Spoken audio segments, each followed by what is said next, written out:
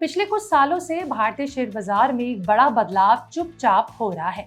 विदेशी निवेशक यानी कि एफआईआईज अब भारत के बड़े बड़े ब्लू चिप शेयरों में अपनी हिस्सेदारी लगातार घटा रहे हैं। तो क्या इसका मतलब है कि विदेशी निवेशक यानी एफआईआईज अब भारत के बड़े बड़े ब्लू चिप शेयरों से दूरी बना रहे हैं? और अगर ऐसा है तो क्या ये आपके पोर्टफोलियो के लिए खतरे की घंटी है? चलिए इस बारे में विस्तार से बात करते हैं। नमस्कार, मैं आपके साथ तनीषा, आप देख रहे हैं विस्तार। दरअसल पिछले 4 सालों में एफआईआईज ने भारत के टॉप ब्लू चिप शेयरों में अपनी हिस्सेदारी लगभग आधी कर दी है। मार्च 2022 से जिन 10 बड़े शेयरों में विदेशी निवेशकों का करीबन 41% पैसा लगा हुआ था, वही हिस्सेदारी मार्च साल 2026 तक घटकर सिर्फ 21% रह गई है। यानी जिन शेयरों को कभी विदेशी निवेशक का सबसे पसंदीदा माना जाता था, अब उन्हीं से पैसा निकलता दिखाई दे रहा है। सबसे बड़ा झटका बैंकिंग और आईटी सेक्टर्स को लगता दिखा है।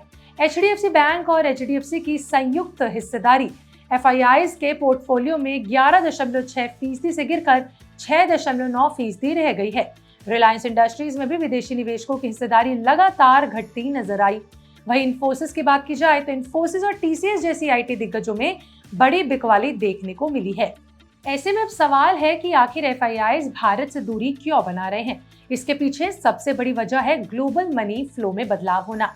देखिए, विदेशी निवेशक अब भारत से पैसा निकालकर ताइवान और साउथ कोरिया जैसे बाजारों में निवेश बढ़ा रहे हैं, क्योंकि वहां पर एआई और सेमीकंडक्टर सेक्टर्स को लेकर बड़ा निवेश थीम बन चुका है।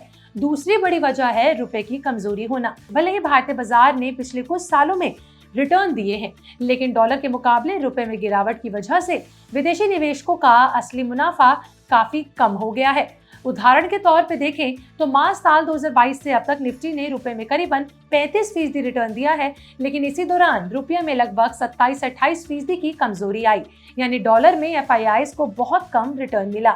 वहीं दूसरी तरफ अमेरिका का S&P 500 इंडेक्स एआई बूम की वजह से 60% से ज्यादा रिटर्न दे चुका है। इसके अलावा यूएस ट्रेजरी बॉन्ड्स पर भी 4 से 5% तक सुरक्षित रिटर्न मिल रहा है। ऐसे में विदेशी निवेशकों के लिए भारत की वैल्यूएशन अभी उतनी आकर्षक नहीं दिख रही है जैसी दिखनी चाहिए। भाई चलिए अब नजर डालते हैं पिछले 1 महीने की पोर्टफोलियो पर, और यहाँ पे तस्वीर और भी ज्यादा दिलचस्प नजर आ रही है कि कैसे 1 महीने के अंदर इन सभी शेयरों ने परफॉर्म किया। एचडीएफसी बैंक ने पिछले 1 महीने में 4.89% की गिरावट दिखाई। इन्फोसिस में 8.49% की बड़ी गिरावट देखने को मिली। टीसीएस करीबन 9.78% के करीब टूट गया।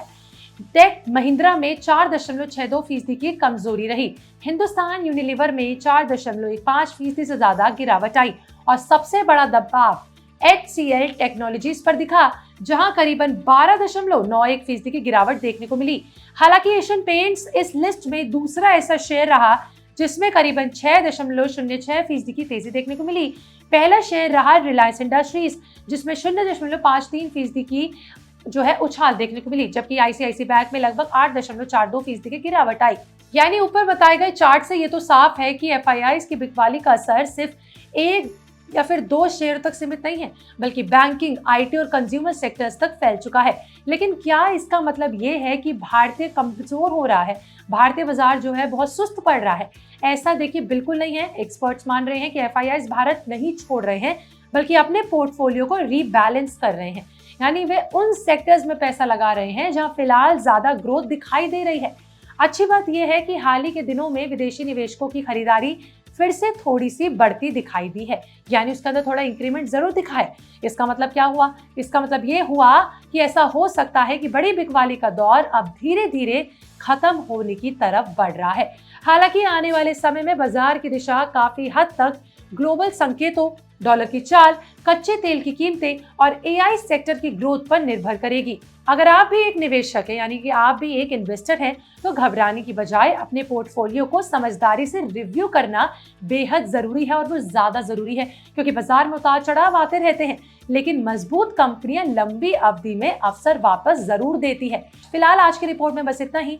अगर आपको ये जानकारी पसंद आई हो तो वीडियो को लाइक करें, शेयर करें, और हमारे चैनल विस्तार को सब्सक्राइब करना बिल्कुल ना भूलें अगर आप भी ऐसे बाजार और बिजनेस से जुड़ी तमाम खबर जानना चाहती हैं तो।